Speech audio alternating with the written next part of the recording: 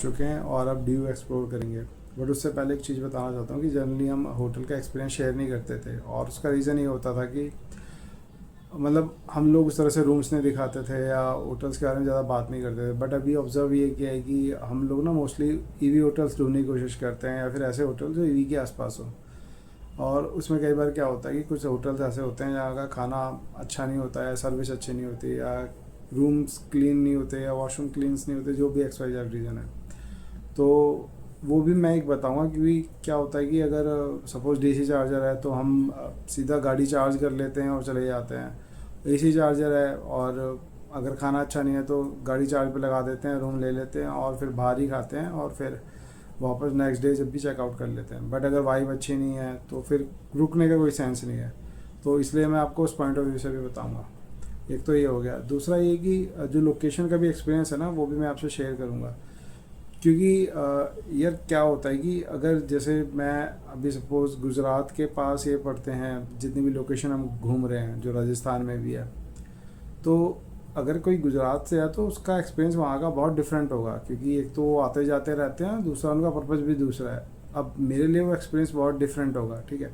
तो वहाँ पे और मतलब दूसरा एग्जांपल मैं आपको बताता हूँ, ज़्यादा क्लैरिटी देगा।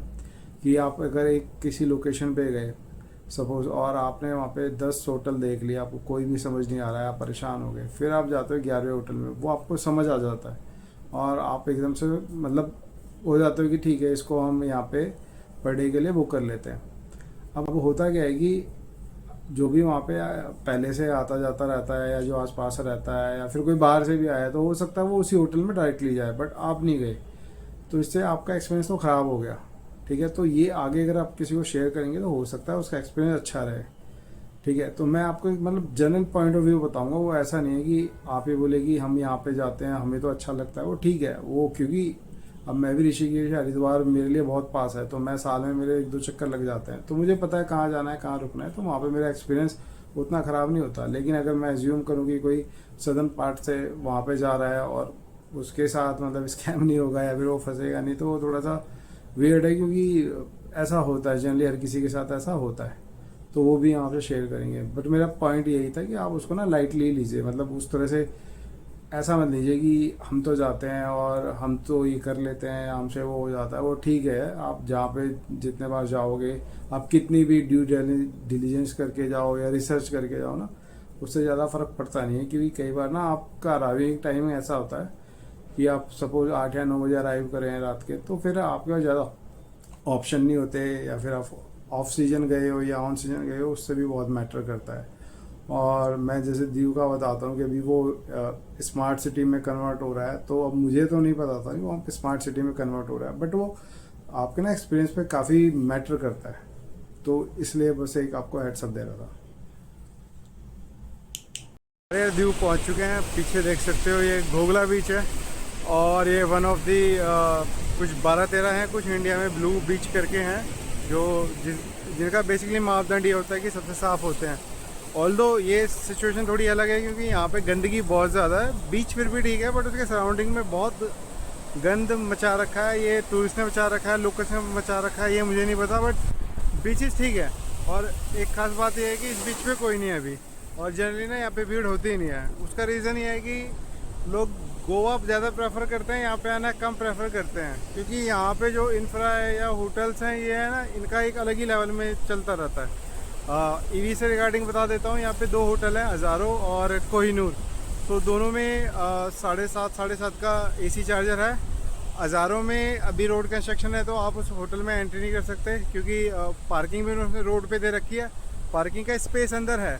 बट अभी वो कुछ स्मार्ट सिटी के लिए कुछ कंस्ट्रक्शन चल रही है यहाँ पे, और वो चलती रहेगी। और ऐसा नहीं कि गाड़ी अंदर ले जा नहीं सकते, अगर आप फट्टे लगाएं या कुछ लगाएं, लेकिन वो अलाउ भी नहीं करेगा। तो बहुत र्यूड है, मतलब कहने का मतलब ये है। और कोहिनूर में है वो चल नहीं रहा है। अब चल नहीं रहा है तो मैंने उससे पूछा कि भाई क्यों नहीं चल रहा है, उसका कोई रीज़न नहीं है। वो ये कह रहा है कि नहीं चल रहा है, इसमें हम कुछ नहीं कर सकते हैं।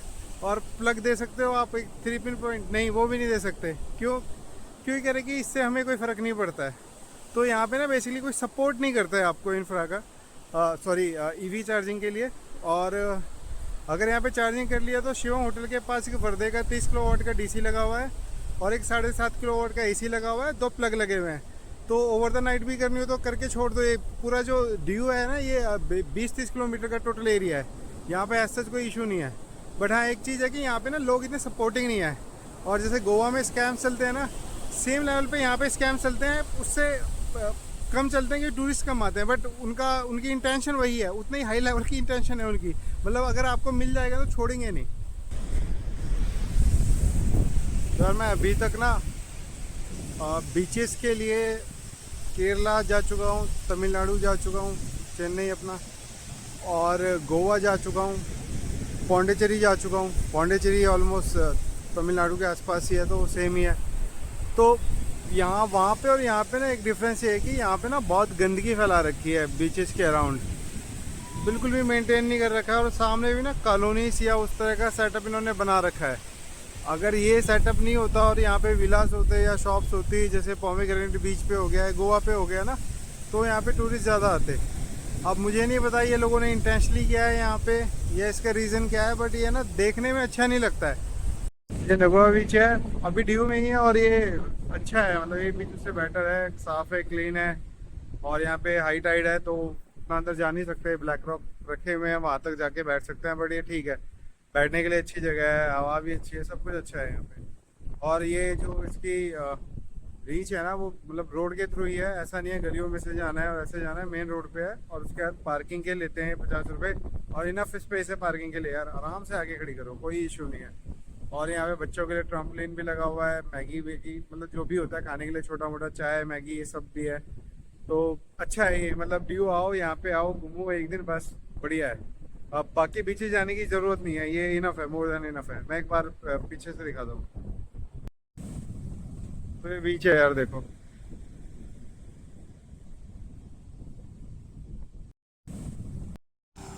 Good morning guys. ये ना दीव का लोकल एरिया है, मतलब जहाँ पे मोस्टली रेजिडेंशियल्स रहते हैं। तो यहाँ पे हो क्या रहा है, ये जितनी भी इंक्रोचमेंट है काफ़ी जगह है, हर जगह इन लोगों ने तोड़ रखी है, क्योंकि इसको स्मार्ट सिटी बना रहे हैं। तो उसके लिए इन्होंने इसको तोड़ के जो भी पोर्शन बेसिकली रोड का होना चाहिए था, जो भी पार्ट रोड का होना चाहिए था, उसको वापस रिबिल्ड कर रहे हैं। बट प्रॉब्लम ये है कि ये जो सिटी है ना, ये ज़्यादा बड़ी है नहीं। ये टोटल 20-30 किलोमीटर की ही सिटी है। तो अगर आप बाहर से आ रहे हैं तो आपको बहुत इनकन्वीनियंट लगेगा, क्योंकि ये हर जगह हो रहा है। सिर्फ एयरपोर्ट रोड है वो पहले से अच्छी बनी हुई है, जहाँ पे कल मैंने नगोवा बीच दिखाया था। और यही रीज़न था कि वो क्लीन था, क्योंकि वो एयरपोर्ट के पास है। अदरवाइज़ यहाँ पे हर जगह ना ये कंस्ट्रक्शन चल ही रही है। और कई जगह ऐसी भी हैं जो जहाँ पे ना रोड्स बहुत नैरो हैं, तो वहाँ पे गाड़ी भी आप बहुत मुश्किल से ले जा पाओगे। बट वो रोड्स ऐसी हैं जिनके थ्रू आप कहीं ना कहीं कनेक्ट कर रहे हो, मतलब किसी बीचेस पे जाना है या फिर आपको कहीं पास करके कहीं जाना है। मतलब वो रोड ऐसा नहीं है कि उसकी आपको ज़रूरत नहीं है, उन रोड्स की भी आपको ज़रूरत है। तो ये यहाँ पे बहुत दिक्कत वाला काम है। और वैसे जो इसकी दीव की फीलिंग है ना, जो वाइब है, वो बिल्कुल विलेजेस ऐसी है। ये गोवा से ना बहुत डिफरेंट है। मैं कहूँगा कि गोवा की वाइब है ना, वो ज़्यादा सूटेबल है टूरिस्ट के लिए। और यहाँ का इंफ्रा ऐसा है कि यहाँ पे अगर आप मेडिकल शॉप भी ढूंढोगे ना, तो आपको हार्डली 3 या 4 दिखाई देंगे, इससे ज़्यादा नहीं है। लेकिन गोवा में ऐसा नहीं है। गोवा में आप कहीं पे मार्केट में देखेंगे तो आपको बहुत शॉप्स हैं यार वहाँ पे ऐसा कोई दिक्कत नहीं है। तो यहाँ का ना थोड़ा सा जो वाइब है ना, बहुत देसी सा वाइब है। तो मैंने अभी बोला आपको कि गोवा ज़्यादा सूटेबल है टूरिस्ट के लिए, तो उसका एग्जांपल मैं आपको देता हूँ। गोवा की जो भी मार्केट है, अगर आप उसमें जाएंगे, बोलेंगे मुझे मेडिसिन चाहिए, तो चाहे पान वाला हो, चाहे कपड़े बेचने वाला हो, कोई भी हो, तो उसके पास ये जो बेसिक होती हैं मेडिसिन, ये होती हैं। लाइक पैरासीटामोल हो गई, सैराडोन हो गई, या डोलो हो गई, तो ये लोग रखते हैं। तो ऐसा नहीं है कि आप जाके इनसे पत्ता ख़रीद लो, वो देंगे भी नहीं पत्ता, वो तो आपको मेडिकल स्टोर में मिलेगा। बट वो आपको 2-3 दे सकते हैं, जो आपको as a emergency medicine use करनी है। तो वो चीज़ वहाँ पर है, वो चीज़ यहाँ पे मिसिंग है। अब यहाँ पे लोकल कैसे अफोर्ड करते हैं या वहाँ तक जाते हैं, मतलब मिनिमम जो इनका डिस्टेंस है, रोड पे बहुत शोर हो रहा है जो मिनिमम इनका डिस्टेंस है वो मुझे लगता है 5-6 किलोमीटर है। और वो भी लोकल्स को पता है कि कहाँ पे है कहाँ पे नहीं है, गूगल में डाल के आप देख सकते हो। बट एक्चुअली वो एग्जिस्ट करती हैं नहीं करती हैं तो इसकी श्योरिटी आपको मिलेगी नहीं। मार्केट में भी केमिस्ट की शॉप्स मैंने देखी नहीं, मार्केट भी है ही नहीं, बहुत कम मार्केट्स हैं। लेकिन एक यहाँ पे इंटरेस्टिंग चीज़ है कि जो वाइन है, वाइन के लिए प्रॉपर लाइन लगती है, और जब भी वो लाइन लगती है वहाँ पर 2-3 पुलिस वाले हमेशा रहते हैं, क्योंकि ये जो स्टेट है गुजरात के पास है और गुजरात एक ड्राई स्टेट है। और उसके लिए मुझे लगता है यहाँ से शायद गुजरात ले जाते हैं, क्योंकि ये तो क्या ही कंजप्शन करते होंगे, यहाँ पे कितनी पॉपुलेशन होगी। तो ये एक रीज़न है, मतलब उसका बहुत बढ़िया सिस्टम है। प्रॉपर लाइन लगती है, प्रॉपर पुलिस खड़ी होती है, पुलिस मेजर करती है कि कोई लाइन ना तोड़े, कोई इधर उधर से लाइन में ना लगे, और पैसे देके अपना जो भी ले जाए। शायद हो सकता है क्वांटिटी को भी वो मेजर करते होंगे कि कोई बहुत ज़्यादा तो नहीं ले जा रहा है, ये एक रीज़न हो सकता है उसके लिए। तो यहाँ पे एक मिस्टेक ना मेरे से हो गई कि मैं जब यहाँ पे पहुँचा था रात को, तो दोनों एसी चार्जर, एक कोहिनूर में था, एक हज़ारों में था। तो वहीं पे, क्योंकि वो दोनों आमने सामने हैं, तो हम वहीं पे आके रुके थे। हमें लगा कि अगर एक में नहीं चल रहा होगा तो दूसरे में मतलब वर्किंग होगा। अब वर्किंग वो दोनों में था जब पहुँचे थे। एक में कुछ फॉल्ट हो गया पीछे से, और दूसरे में एक्सेसिबल नहीं था पार्किंग का, वो मैंने आपको बताया। तो यहाँ पे जो दूसरा है वो वर्दे का चार्जर है, वो वहाँ से 5 किलोमीटर आ गया है। वहाँ पे एक डीसी है, एक एसी है 7.5 का, डीसी 30 का है, 2 प्लग लगे हुए हैं 3.5 के। तो अब ये होटल से ना करीब करीब 4 या 5 किलोमीटर दूर है। अब मुझे क्या करना पड़ता है कि मुझे यहाँ पे आने के लिए अगर फास्ट चार्जिंग या स्लो तो नहीं ले सकता, क्योंकि बहुत दूर है, उसके लिए बैठना पड़ेगा। या फिर ऐसा होता कि मैं होटल यहीं आसपास लेता, विद इन 3-4 मतलब विद इन 1 किलोमीटर, और आके लगा देता और छोड़ जाता, फिर आके कर लेता। तो वो मेरे से मिस्टेक हो गई, क्योंकि जो वर्दे का जो सिंबल है जो शो करता है ना, वो कुछ कुछ चार्ज ऑन जैसा शो करता है। बट फर्क ये है कि चार्ज ऑन का जो सिंबल है वो रेड है, इसका ग्रीन है, और इसकी एप्लीकेशन भी डिफरेंट है। तो फाइन तो हो जाता है। तो मुझे इनिशियली ये मिला नहीं था, बट मैंने किसी लोकल से पूछा तो उन्होंने कहा लोग बाइक चार्ज करते हैं, क्योंकि प्लग लगे हुए हैं ना, तो यूजुअली बाइक होती है हर जगह इलेक्ट्रिक बाइक, तो वो ये चार्ज करते हैं। तो मुझे लगा कि उससे भी कर सकते हैं ओवर द नाइट, उसमें कोई इशू नहीं है। तो देखा कि 7.5 का है, तो 7.5 का तो मतलब महिंद्रा की B6 में भी यूज़ होता है, या X1 में भी 6 होता है, तो वो तो ऑप्टिमम है। वो तो ओवर द नाइट छोड़ दो, 8-9 घंटे आपका किसी भी गाड़ी को चार्ज कर देगा, तो बेस्ट ऑप्शन है। उसका 30 किलोवाट का था, तो मैं उसी से चार्ज कर रहा था। तो ये मुझे लगता है कि मिस्टेक होगी कि अगर मैं आसपास लेता तो वो स्ट्रगल बच जाता। बट ठीक है यार, क्योंकि पहली बार आए हैं तो एकदम से पता नहीं चलता है। और प्रॉब्लम क्या है कि यहाँ पे ना रात को लाइटिंग का भी इशू है। मैंने बताया कंस्ट्रक्शन चल रही है, स्मार्ट सिटी बना रहे हैं, तो हर जगह सरिये पड़े हुए हैं, जेसीबीज खड़ी हुई हैं, कंक्रीट पड़ी हुई है, कंक्रीट की बड़ी बड़ी टाइल्स है, अंडरलाइन पाइप्स है, हर जगह पड़े हुए हैं। तो यहाँ पे ना रात को थोड़ा सा ट्रैवल करना थोड़ा मुश्किल है, क्योंकि दिखाई नहीं देता। और रोड्स की भी जो रोड्स में ना अनइवन है, हो सकता है एक साइड की रोड हो पूरी अंदर हो, मतलब, और दूसरी साइड जो रोड हो वो 3 या 4 फुट ऊपर हो। तो यहाँ पे वो थोड़ा सा रिस्की है।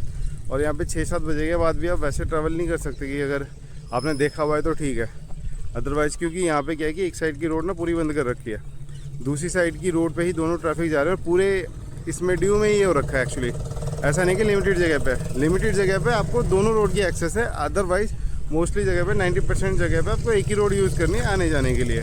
तो यहाँ का जर्नल है ये, मतलब यही हो रहा है अभी। तो अब मैं आया हूँ जुलाई 25 में। बाद पहले क्या था बाद में क्या था उसको मुझे आइडिया नहीं है। अभी की सिचुएशन यही है यहाँ पे। तो यार ड्यूक के बारे में एक्सपीरियंस ना, मतलब ठीक है, सही जगह है, बीचेस हैं, सब कुछ अच्छा है। तो यहाँ पे ना एंट्री करने के 2 तरीके हैं, एक आप सोमनाथ साइड से करते हो, दूसरा आप भावनगर साइड से करते हो। एक्चुअली ब्रिजेस हैं दोनों यहाँ पे बने हुए, और हमने भावनगर साइड से करा था। तो भावनगर साइड से जब आते हो ना, तो स्टार्टिंग में जो होटल्स हैं वो उतने ज़्यादा अच्छे नहीं हैं। आप कहते तो अपने को 5 स्टार है, बट वो 3 स्टार भी नहीं होंगे, मतलब बहुत बुरा हाल है वहाँ पे। बट आप जब एयरपोर्ट रोड की तरफ जाते हो ना, तो वहाँ पे फर्न है हो गया और आपका प्राग वेज हो गया, ये अच्छे रिजॉर्ट है, अच्छा है सब कुछ वहाँ पे। अब उनके साथ एक इशू ये है कि वो अपने को बीच रिजॉर्ट बोलते हैं। तो बीच रिजॉर्ट का मतलब होता है कि आप वहाँ पे सीधा एक्सेस कर पाएँ बीच में, बट ऐसा है नहीं। आपको अगर बीच में जाना है, बस सी व्यू तो है, बट बीच के लिए ना आपको वापस पब्लिक बीच पे ही जाना पड़ता है। तो ये एक चीज़ वहाँ पे। और उनका मेरे को लगता है चार्जेस भी अराउंड 9-10,000 इतना है, मतलब 10,000 के अराउंड ही होगा, उससे कम क्या होगा।